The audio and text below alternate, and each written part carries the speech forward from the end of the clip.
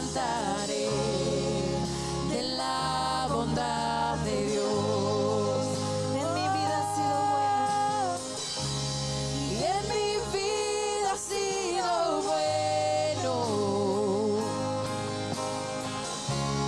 En mi vida ha sido tan bien. Con mi ser, con cada aliento, yo cantaré de la bondad de Dios. Yo cantaré de la bondad de Dios. Yo cantaré de la bondad de Dios. Yo cantaré de la bondad de Dios. Yo cantaré de la bondad de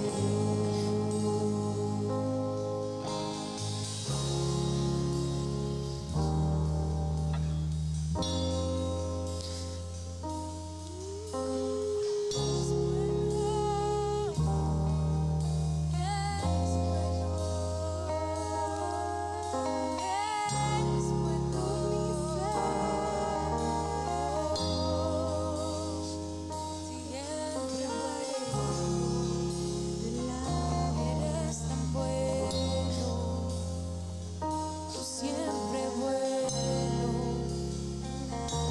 Eres tan bueno, yo te he visto caminar junto conmigo. Pues caminaré de la bondad de Dios.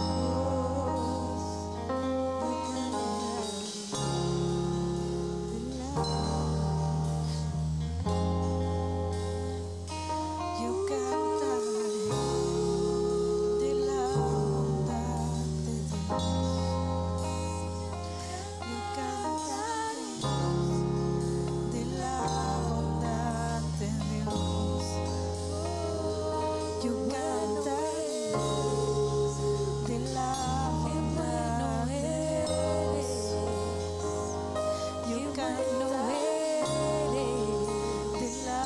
Qué bueno eres, qué bueno eres, tan bueno eres, qué bueno eres, tan bueno eres, qué bueno eres, tan bueno eres, qué bueno eres. Y recuerda las veces que Dios ha sido bueno en tu vida. Y toma un momento para decirle: Señor, yo recuerdo cuando tú has hecho todas estas cosas por mí.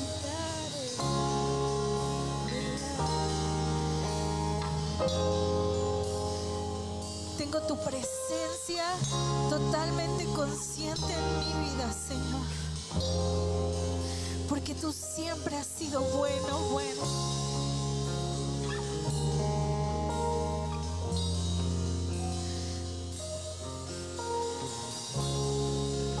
De la bondad de Dios. Dile: yo cantaré de la bondad de Dios. Yo cantaré de la bondad de Dios. Yo cantaré de la bondad de Dios. Yo cantaré de la bondad de Dios. Dile: yo cantaré de la bondad de Dios. Yo cantaré de la bondad de Dios. Y en mi vida ha sido bueno. Dile: en mi vida. Y en mi vida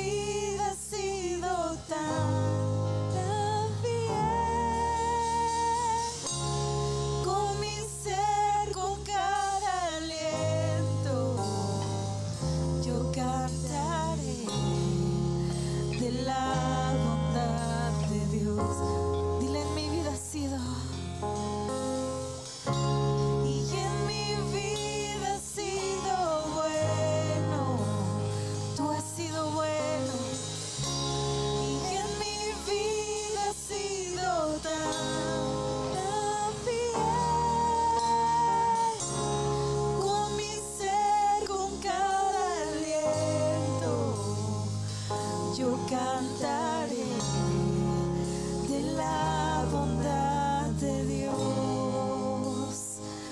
Yo cantaré de la bondad de Dios. Yo cantaré de la bondad de Dios. ¿Cuántos le pueden dar un fuerte aplauso al Señor?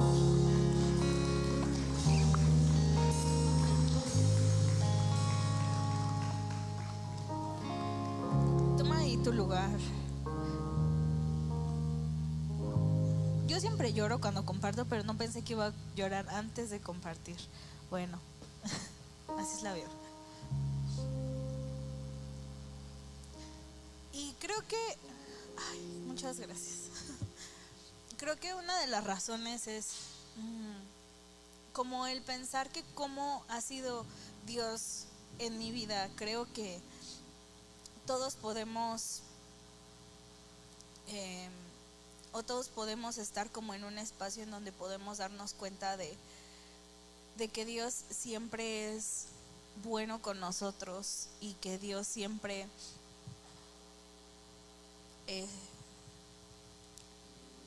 como Él ha hecho algo que no lo veíamos venir y que nos damos cuenta de que Él es bueno. Entonces, esta canción siempre me hace recordar todos esos momentos de decir, Dios siempre ha sido bueno conmigo, y ha habido veces que he fallado yo en reconocer, porque no es exactamente lo que yo he querido, y de repente cuando pasan las cosas nos damos cuenta de, era lo que necesitaba.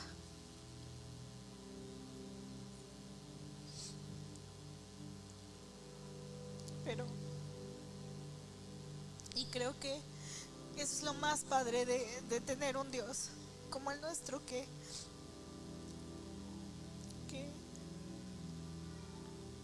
nunca nos deja, nunca hace que las cosas pasen porque tienen que pasar, sino todo tiene un propósito, y eso siempre toca mucho mi corazón. O sea, darme cuenta de que no son las personas, no son las circunstancias, aún no es lo que yo haga, Él siempre tiene un plan más grande, y creo que cuando venimos a su presencia y nos podemos sentar en su presencia, entonces podemos ver todo lo que no habíamos visto. Y entonces podemos descubrir todas estas cosas que no habíamos descubierto antes, porque no sabíamos, porque no estábamos viendo.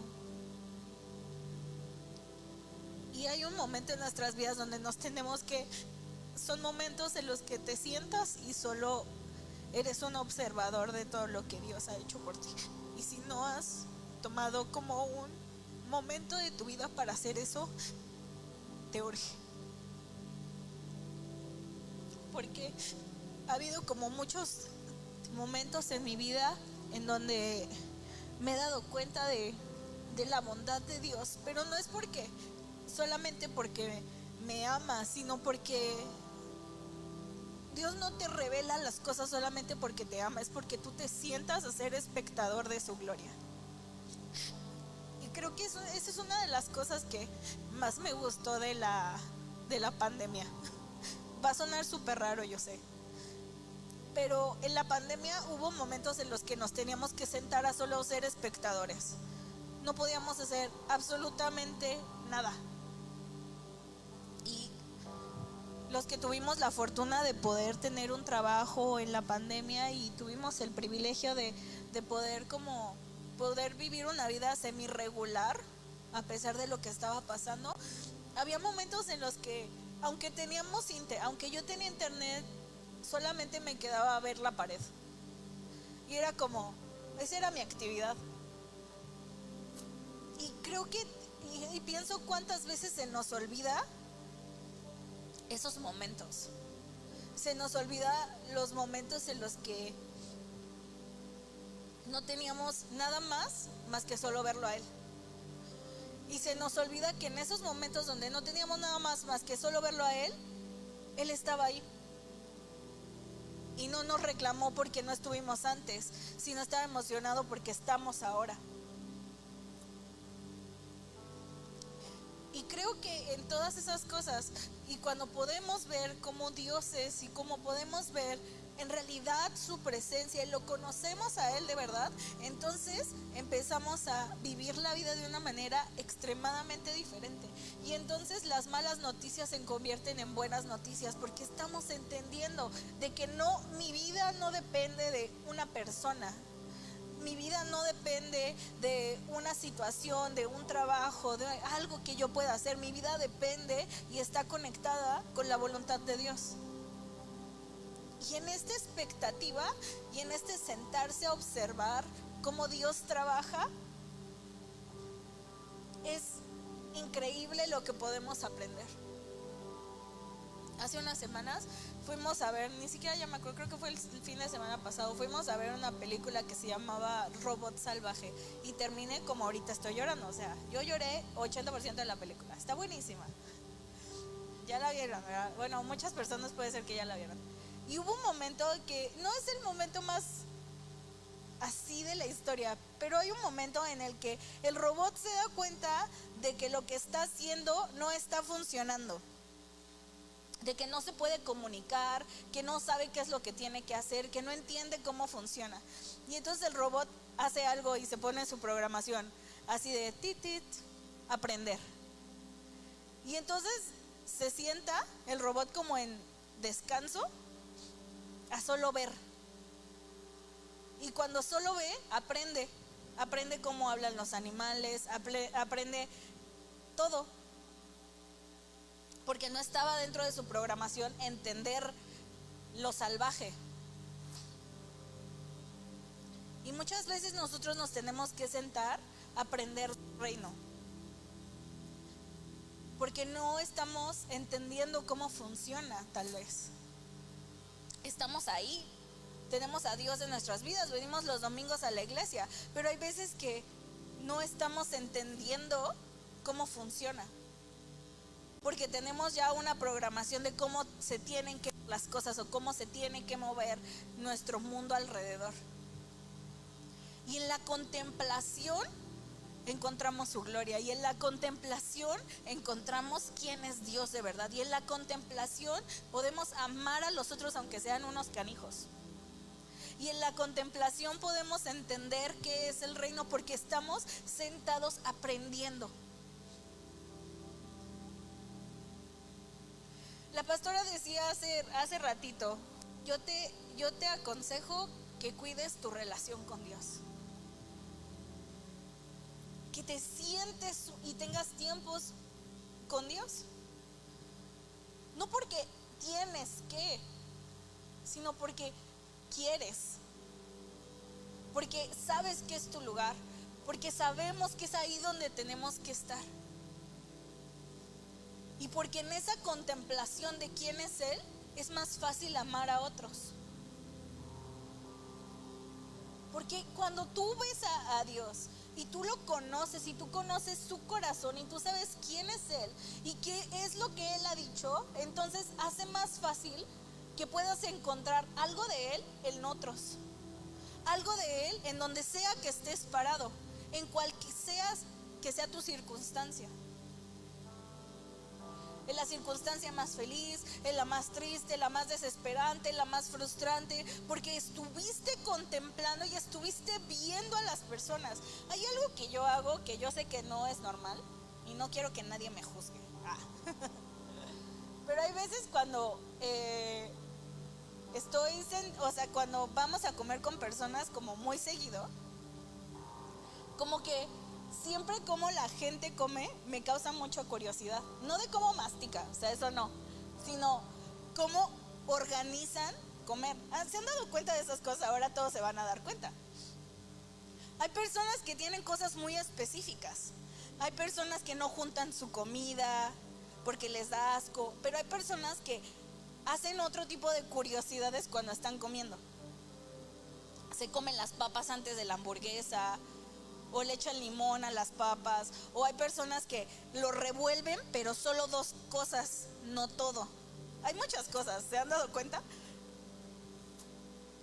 Y entonces hay un momento en el que cuando estamos sentados a la mesa, así de, me tocó una persona que me parecía impactante cómo comía, porque era una persona muy así de que, no, es que todo tiene que tener su lugar, una mente muy cuadrada de, no, esto va aquí, esto va acá, la.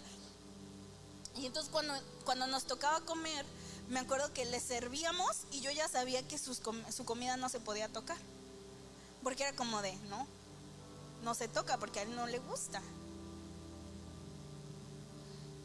Muchas veces cuando tú y yo nos sentamos, no muchas, todas las veces, cuando tú y yo nos sentamos con Dios, entonces podemos entender que sí, que no le gusta, porque hemos pasado tanto tiempo observándolo y tanto tiempo en contemplación de lo que hace, que entonces cuando vemos una actitud o vemos que alguien hace algo, lo que pensamos es, no inventes, eso es algo que Dios haría. Entonces es más fácil conectarnos y es más fácil tener compasión y es más fácil amar. Pero si en nuestra vida lo único que hacemos es pensar que las personas van a hacer cosas para hacer cosas horribles, entonces es más difícil poderlos amar. Pero en la contemplación de todo lo que Él es, encontramos todo lo que no habíamos visto, de otros, de mí. Y entonces nos damos cuenta de cómo Dios nos habla y cómo nosotros nos hablamos a nosotros mismos. Y entonces nos empezamos a dar cuenta de que, tal vez Dios no me diría eso. Porque podemos ser muy compasivos con los otros y nos falta compasión interna. Entonces todos están bien y yo soy un asco.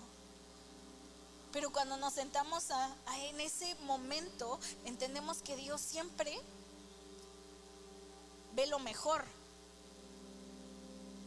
Tal vez nosotros estamos acostumbrados a ver lo peor de las personas. Y eso es súper agotador. Estaba hablando con un amigo que es extremadamente negativo. Y es muy agotador para mí. Porque está bien que una cosa no te guste, pero que no te guste, que no te caiga bien nadie, es la cosa más extraña para mí. Yo entiendo que alguien no puedes hacer clic, pero todos, o sea, porque yo les he dicho que muchos de mis amigos, tengo amigos que los he visto 2 veces en la vida en persona y muchos años hemos sido amigos y nuestra relación ha sido más como por chat. Y yo sé que es muy extraño, a mí me parecería muy raro escucharlo, pero tengo muchos amigos que son así. Y que cada vez que hubo otro amigo que me invitó a su boda y después vinieron aquí a Querétaro y nos sentamos y invitó a otro amigo de él y entonces así de que, ¿desde hace cuánto se conocen? No sé qué nos preguntó. Y nosotros, no inventes, hace como 8 años yo creo. No inventes, sí. Y esta es la tercera vez que nos vemos. Es muy extraño. Y no tengo tema en como tener amistades así, pero es como este tema de decirle, o sea, si todos son el problema, creo que tú eres el problema. Porque en esta relación que él tiene, hubo una temporada que estaba mucho en la iglesia, era hijo de pastores, bueno, es hijo de pastores, no sé si sus papás siguen siendo pastores, pero decidió separarse de la iglesia como a muchos hijos de pastores les pasa. Y entonces su contemplación es negativa, porque vivió una situación negativa. Pero es bien interesante como darme cuenta de cómo Dios hace que las cosas cambien a tu alrededor cuando tú te sientas con Él. Y cuando otro cristiano te lastima, piensas que te lastimó Dios, pero así no funciona.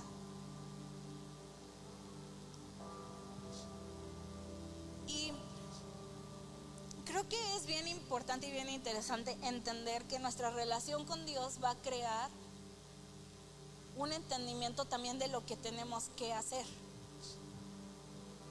Y me gustaría que fuéramos a Juan 14, para que entendiéramos un poquito más de a lo que voy con todo esto.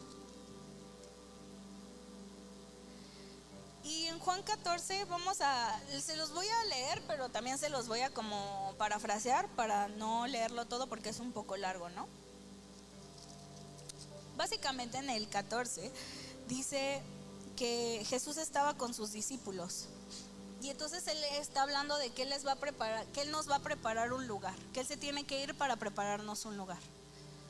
Y entonces dice, y cuando esté listo, volveré para llevarlos, para que siempre estén conmigo en donde yo estoy.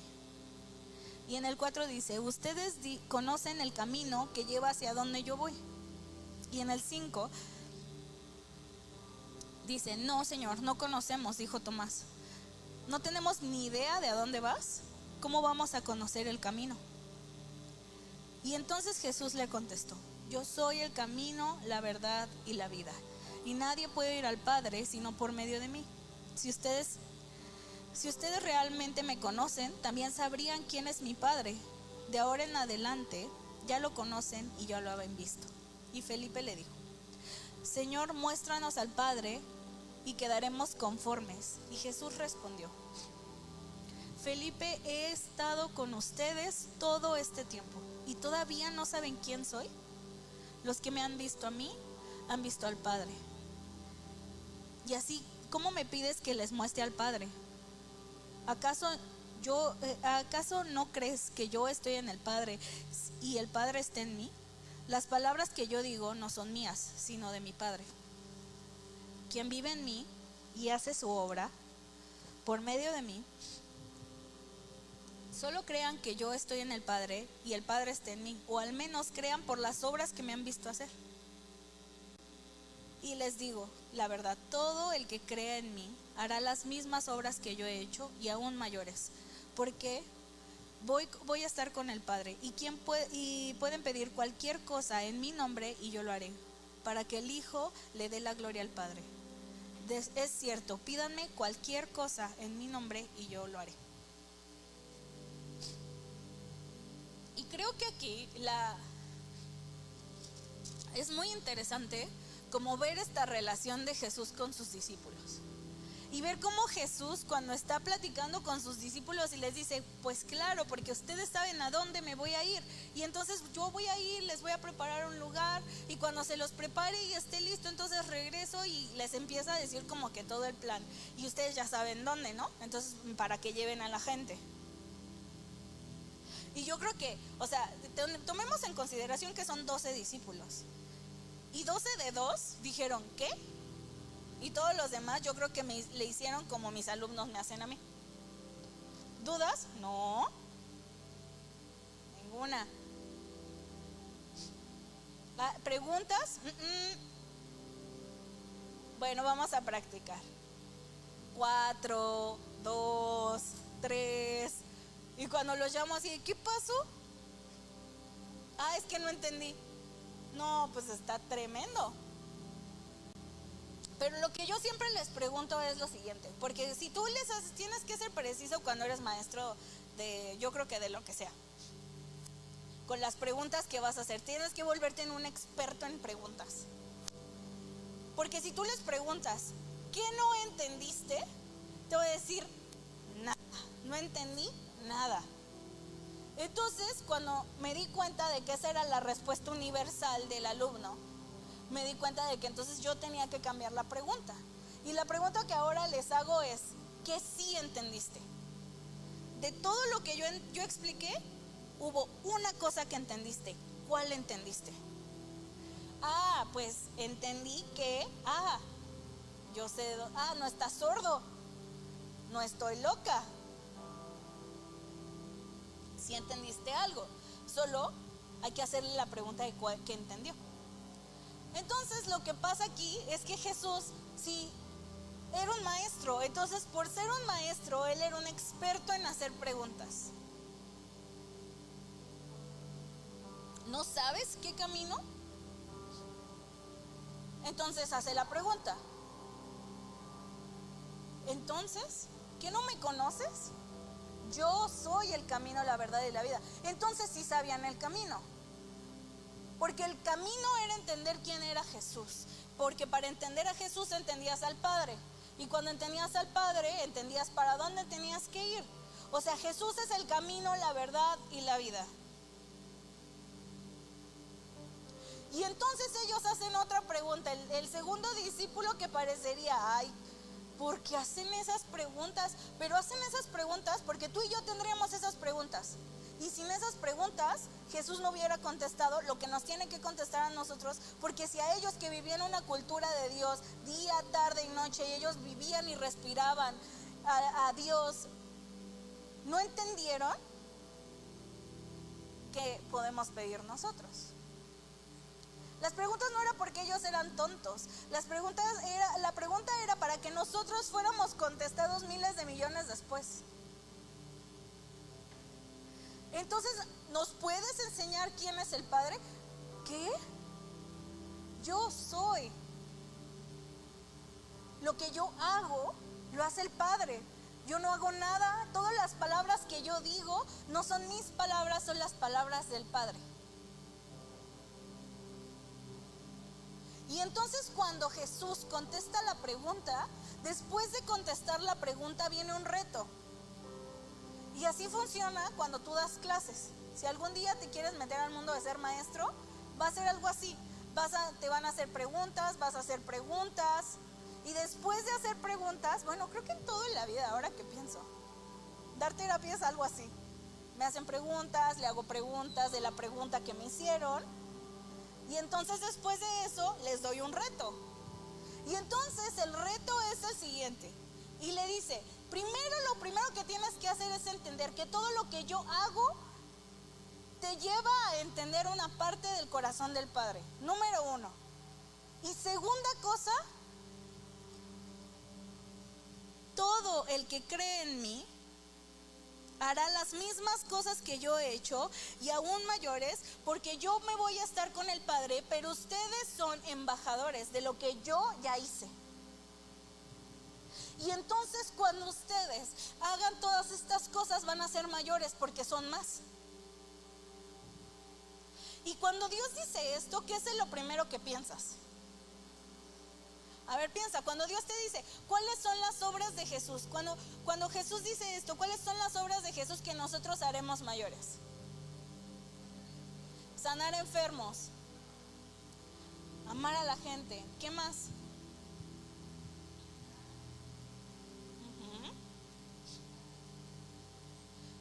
Las buenas nuevas. Todas estas cosas, lo primero que tal vez podríamos pensar es milagros.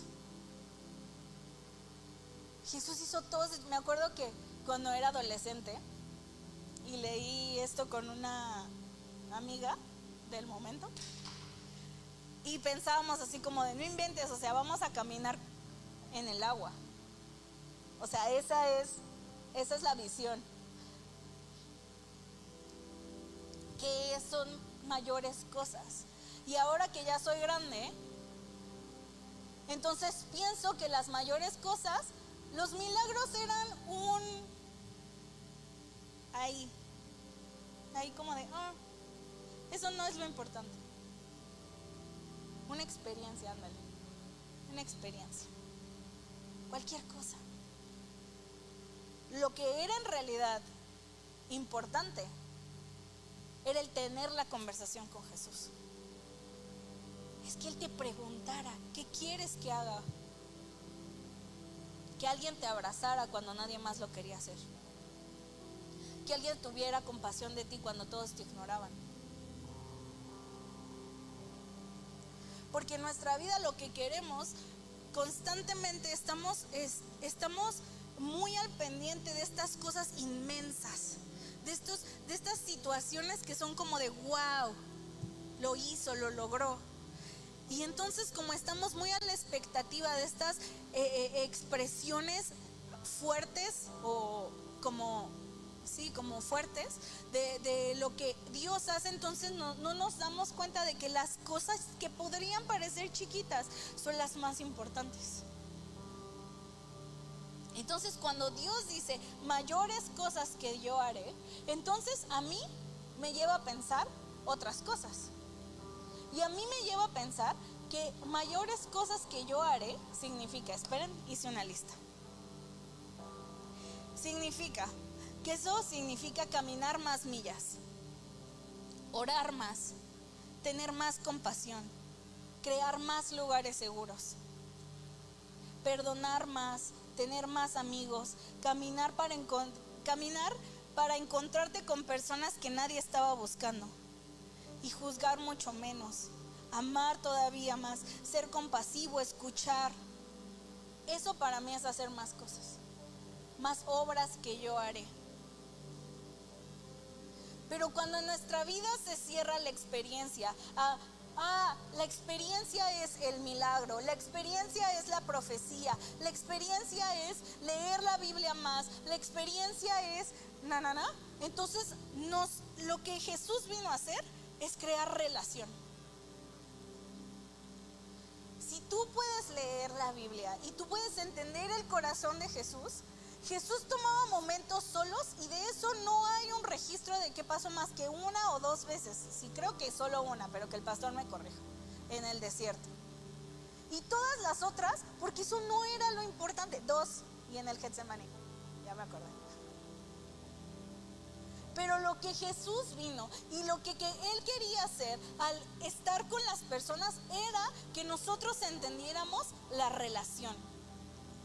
Que nosotros entendiéramos cómo se veía un Dios compasivo, porque ellos estaban acostumbrados y en su mente religiosa ellos creían que Dios era todo, Dios era muchas cosas y hasta el último de la lista era compasivo. Porque ellos clamaban y según ellos Dios no los escuchaba, porque ellos pedían cosas al Padre y según ellos Dios no estaba, se había ido y los había dejado con los enemigos. Pero cuando ellos se dan cuenta que en medio de todas estas acciones y en medio de todos esos momentos lo que Dios estaba haciendo por ellos era tener compasión, ¿se dieron cuenta? Es la pregunta. Porque queremos esto grande, esta expresión grande. Si no, no cuenta. Algo que pueda poner en mi Instagram, algo que... Eso. Hace muchos años estábamos en una reunión aquí en la iglesia y yo antes usaba lentes. Creo que sí les he contado esta historia, pero se las voy a volver a contar porque tiene que ver. Y yo me acuerdo que en esa reunión fue una reunión impresionante, yo estuve llorando, Dios habló un montón y no fue como que me dieron una profecía ni nada. Y a la semana siguiente me empezó a doler muchísimo la cabeza y me dolía la cabeza muy seguido. Y yo decía, pero traigo mis lentes y entonces, pues todos saben que mi papá, pues no ve bien, digamos, para decir así como algo ligerito, pues no ve bien el Señor. Y luego mis hermanas tampoco ven bien. Y entonces yo dije, me subió la graduación. Y además mis hermanas así todas son unas oftalmólogas profesionales y ¿te duele la cabeza? Y entonces fui al lugar y cuando estaba en el lugar, además cabe recalcar que esos lentes me los habían dado en una cosa que hicimos aquí. Y la persona que traía como todo el material nos dijo a los servidores así como de, si alguien necesita lentes, avísenos porque les podemos dar lentes. O sea, que yo no pagué por los lentes. Entonces no era como de que no era como de que fui a Ben & Frank y me quisieron cobrar 20,000 pesos por unos lentes, ¿no? Entonces fui al oftalmólogo, me sienta y entonces me dice, lee esto, lee el otro. Y yo así de, sí, no sé qué. Y le digo, ¿cuánto me subió, no? O sea, yo ya preocupada de, híjole, voy a tener que pagar por ver. Y me dijo, ¿pero por qué usas esto? Y yo, pues es que no sé qué, y le di toda mi explicación. Es que tú no tienes que usar lentes porque tú tienes la visión perfecta. Y entonces yo le digo a mis hermanas que yo veo perfecto. Me dijo, no lo necesitas para nada. O sea, lo que no ves, lo que no alcanzas a ver, por ejemplo, yo tengo visión perfecta, pero yo no alcanzo a ver el menú de 1500. O sea, porque no tengo visión de halcón, tengo visión de humano, pero bien. Y me dice, todo lo que tú no ves son cosas que tú no tienes que ver porque pues no es normal. Todo lo que alcanzas a ver y todo lo que tus ojos ven bien es porque lo tienes que ver. Y en ese momento de mi vida yo no iba a la reunión diciendo, Señor, sáname. Eso es lo único que quiero. Quiero que me sanes. No, pero en mi relación con Dios y en el estar con Dios, un milagro sucedió porque Dios quiso. No fue porque yo clamé 800 años para que Dios me sanara. No fue porque yo iba con la intención de ir a la reunión para que Dios me sanara. Porque cabe decir que yo iba muchísimos años a congresos y yo siempre le decía a Dios, Dios sáname, Dios sáname, Dios sáname. Siempre le decía, y cuando terminé dije, bueno, ya voy a usar lentes toda la vida, no hay tema. O sea, si mi papá ha visto así, yo también puedo. Y en el momento en el que yo fui y en mi experiencia con la presencia de Dios, el milagro no fue lo impactante, sino que yo conociera a Dios un poco más, que yo entendiera su presencia, que yo entendiera quién Él es. Ese debe de ser nuestro punto, no que Dios haga algo por nosotros. Ay, Dios, es que yo vengo aquí porque necesito que hagas algo por mí. Por eso podría parecer que la meditación y el soaking no es tan famoso, porque no vas y Dios no es como de que, híjole, parecería algo súper X, que tú medites y que estés en la presencia de Dios y que solamente respires. Podría parecer algo X, porque ¿qué pasó? No lo quise levantar porque las preguntas de Charles, dije, eso es privado. Es el diario de mi papá. Sino el resultado de que estemos con Dios, siempre la mejor recompensa es que conozcamos a Dios, no todo lo demás. El mejor recompensa de que tú y yo invertamos nuestra vida en entender su presencia no es lo que Dios va a hacer por nosotros, sino lo que Él es para nosotros. Porque entonces yo he escuchado a personas entender el porqué de su vida, porque conocieron a Dios primero y porque se sentaron en su presencia y porque leyeron su palabra y dicen, ya entendí por qué está sucediendo esto en mi vida, ya entendí por qué Dios se está moviendo de la manera en la que está moviendo, ya entendí por qué Dios está haciendo lo que tiene que hacer en mi vida, porque yo entendí, porque me tomé un tiempo de entenderlo. Porque me tomé un tiempo de estar en su presencia y de saber cómo se veía lo que yo quería aspirar y lo que yo quería hacer en la vida. Cuando yo empecé a hablar inglés y que me metieron mis papás a la escuela de Harmon Hall, la maestra de Harmon Hall, antes de no pasarme al siguiente nivel, me dijo, tú nunca vas a poder hablar inglés porque no quieres practicar. Entonces nunca vas a ser buena hablando inglés. Y yo me acuerdo que ese día, porque así como era chiquita, era terca, y yo fui a casa fui con mis papás y les dije, yo no voy a regresar ahí. Y mi mamá me dijo así como de, ¿cómo no vas a regresar? Porque yo en mi vida tengo una tendencia de que hay momentos en los que, o sea, ciertas circunstancias yo no las quiero terminar. La carrera, los 6 meses de terminarla, yo estaba así de, no voy a regresar. Y mi mamá, me vale, regresas. Mi mamá me convenció de terminar la carrera. Pero Harmon Hall no me obligaron. Y mi mamá me dijo, está bien, no quieres terminar Harmon Hall, no hay ningún problema. Pero, entonces yo, ¿cómo le vas a hacer? Pero vas a aprender inglés. Hazle como Dios te dé a entender. Y yo dije, claro que sí. Entonces yo, con mi terquedad, mi visión era la siguiente. ¿Alguien ha visto Gilmore Girls en su vida? Ay, Dios mío, ya no quiero estar aquí, ya me voy. Gilmore Girls. Gilmore Girls es un show, sí, o sea, de verdad, alguien lo vio en este establecimiento, además de mis hermanas, obvio. Pero Gilmore Girls es una señora y su hija y hablan rapidísimo. O sea, ellas hablan y tú estás así de, ¿qué? Mi visión era, yo soy Lorelai. Y entonces, cada vez que yo aprendía, yo decía, ¿cómo puedo hacerle para hablar igual de rápido que ella? Y dije, ok, tengo que aprender muchas palabras, ¿no? Porque si quieres hablar rápido, tienes que aprender a decir muchas palabras, porque si no te quedas sin cosas que decir. Y ni modo que repitas la misma palabra 27 veces. No tiene sentido, ¿ven?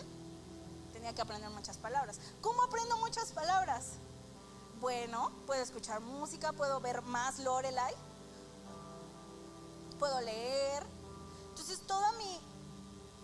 inconscientemente todo lo que yo hacía era aprender más palabras para poder hablar más rápido.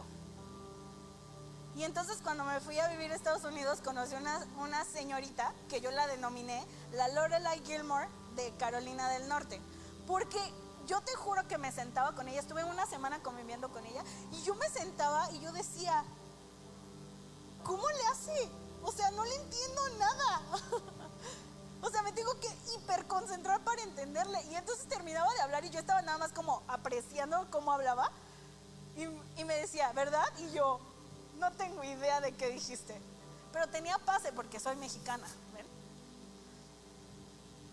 Y entonces, esa era la meta. Y una vez que aprendí muchas palabras, dije, puedo hablar rápido. Y empecé a practicar con los niños con los que yo vivía. Y ellos, pues, como si nada. Si un mexicano te habla rápido, le entiendes. Entonces yo decía, wow, muy bien. Pero después me di cuenta de algo. Que Lorelai no solo hablaba rápido, era graciosa.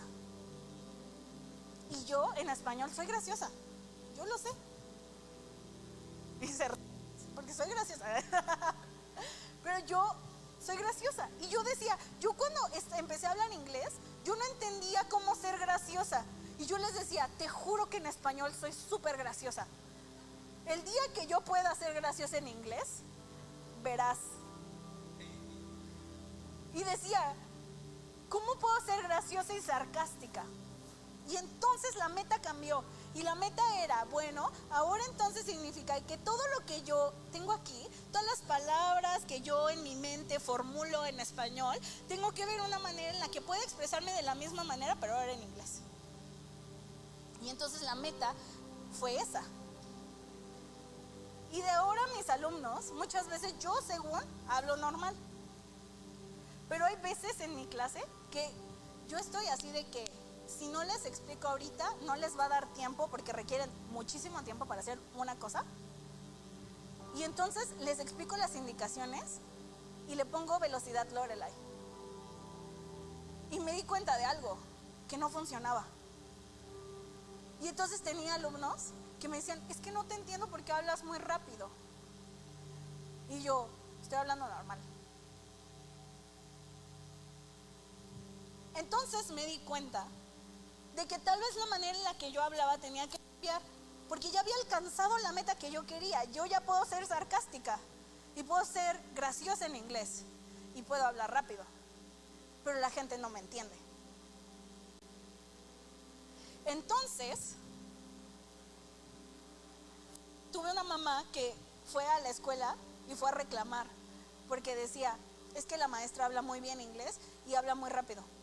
Y yo dije, esto es un reclamo o un halago. Escríbanlo por favor para ponerlo en mi currículum, así como las reseñas que te ponen. Y yo dije, gracias señora. Pero ¿qué es lo que pasa muchas veces cuando entendemos? Dios es el camino, la verdad y la vida. Y entonces yo entiendo a Dios como yo entiendo a Dios. Y entonces mi meta, que es conocer a Dios, estoy ahí. Y todos los días hago algo para entender a Dios. Y todos los días hago un montón de cosas. Y cumplí mi meta. Y ahora soy graciosa y soy sarcástica. Y ahora puedo hacer todas estas cosas. Pero ¿qué pasa cuando nosotros no entendemos cómo se pasa de mi meta personal a hacer que otros también puedan entender la meta? ¿Qué pasa si mi vocabulario de Dios tiene que cambiar? Porque no sirve de nada que yo me entienda. Y no sirve de nada que lleguemos a la iglesia y que todos entendamos lo que están diciendo. Conocimos un jovencito cristiano que era como semifamoso y decía así como de, dame un grito de gozo en los conciertos. Y todos así. En conciertos no cristianos, ¿sí me entienden? Era un lenguaje que nadie, todos así de gozo. Grito, gozo, porque mi vocabulario no tiene que cambiar, y porque cambia mi vocabulario dejo de aprender todo lo que yo había aprendido de Dios. sino se tienen que modificar, porque ese es el punto. ¿Y cómo se modifica? Si yo me siento a la mesa con las personas y contemplo su lenguaje. Los animales del robot salvaje no cambiaron su lenguaje. El robot aprendió cómo hablar el suyo. Era Pablo que decía: yo me hago griego a los griegos, y romano a los romanos, y judío a los judíos. El lenguaje de Pablo era el mismo, él hablaba reino, pero la manera de decir reino cambiaba en todos los lugares.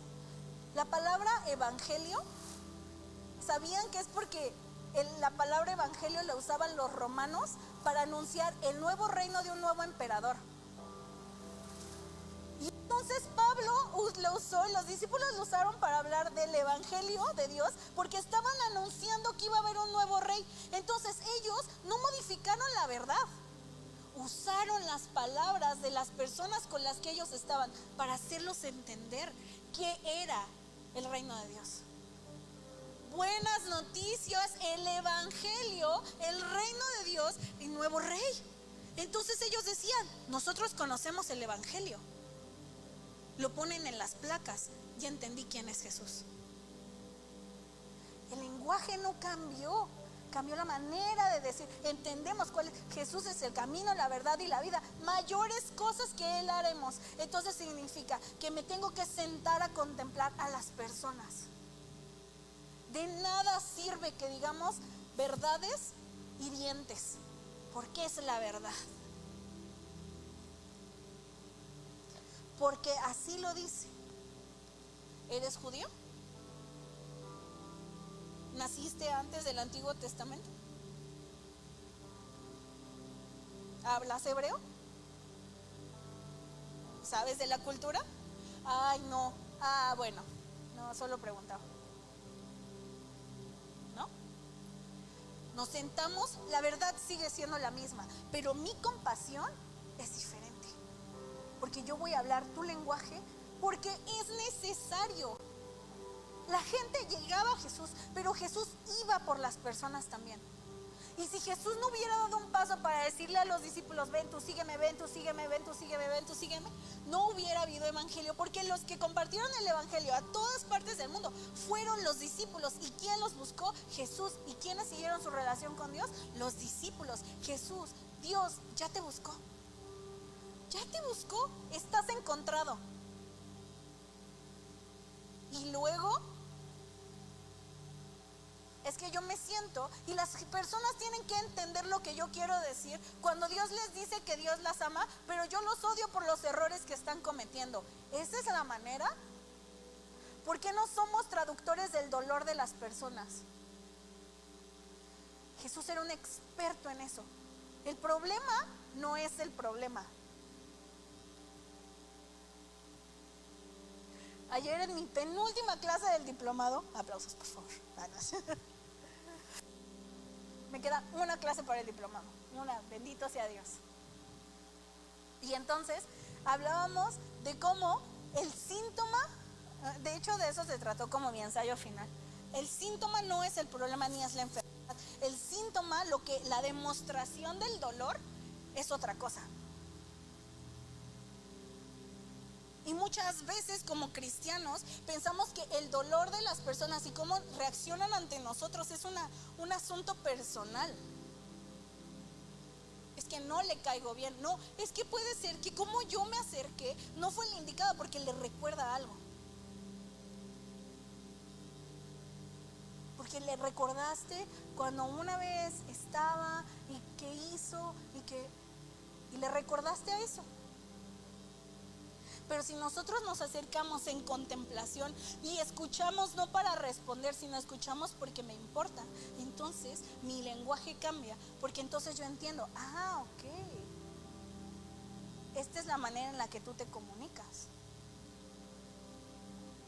Entiendo y me muevo.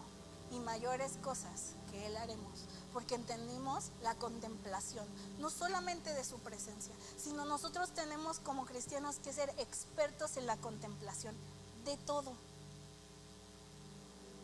porque de nada sirve que vengamos a la iglesia y que alcemos la mano para orar y que las personas allá afuera estén sufriendo y que nosotros seamos indiferentes al sufrimiento. De nada sirve que en nuestras redes sociales o en lo que hacemos a nuestro alrededor nos pasemos diciendo la verdad sin compasión. Si hay una persona lastimada por algo que le pasó a él o a ella y hay una persona que lo defiende y hay otra persona que lo juzga, ¿con quién se va a ir? Pues eso es obvio, ¿verdad? Parecería obvio.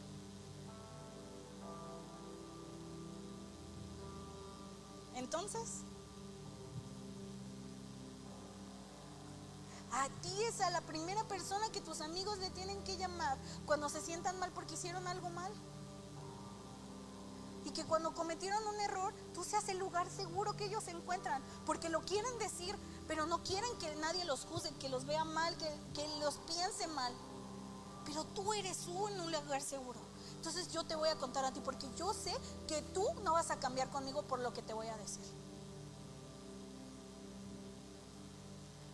Y entonces, mayores cosas que Él haremos, porque nos sentamos a la mesa incómoda para nosotros, para escuchar el dolor de otros.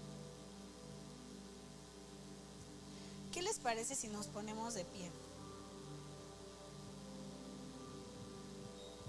Porque yo siento que en esta temporada de la iglesia, Dios quiere y nos está capacitando para muchas cosas en nuestra vida, pero sobre todo para lo que nos está capacitando, yo lo he pensado, es